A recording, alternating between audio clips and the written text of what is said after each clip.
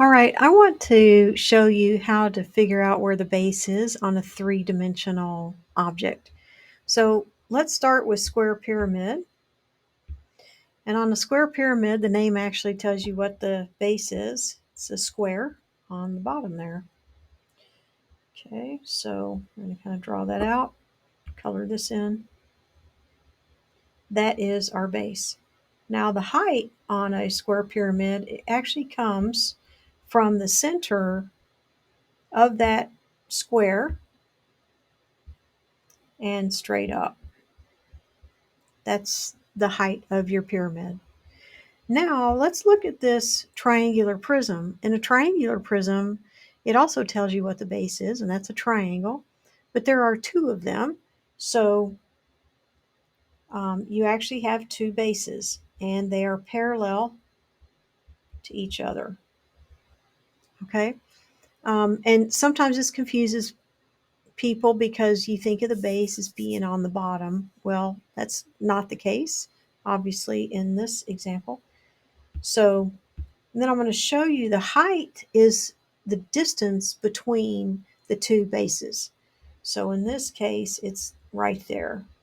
It's also right down here and it's right down there. It doesn't matter which one you pick, they're all going to be the same, but that will be your height right there. Now let's look at the rectangular prism. Again, that tells you the shape of your base, which is a rectangle. And it could be on the side here,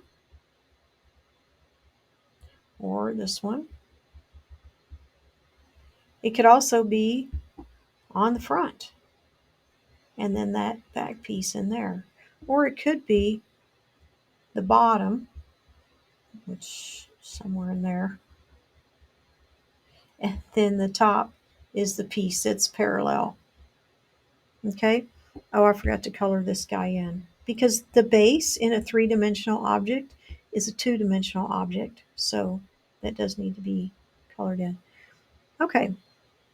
So, and the reason it doesn't matter on a rectangular prism is for most cases. It does in some, but in general, if you just have a simple rectangular prism and you want to find the volume, you're multiplying three numbers together, and you can multiply those in any order that you want. So therefore, it doesn't matter which one you pick as the base. It's the same with the total surface area. It's not going to change depending on where you choose your base. Okay. And which leads us right into the cube. Let's look at this cube over here. It's the same. All sides are identical. So it doesn't matter which one you pick. So if you choose this one, then the base opposite is that one back in there. Okay. Let's see. Cylinder. Cylinder, I think means to roll. So you can kind of figure out it's a circle. So this is your base. And again, it has two bases. Okay. And then you can probably guess by now, those bases are parallel to each other. And then that distance in between is your height.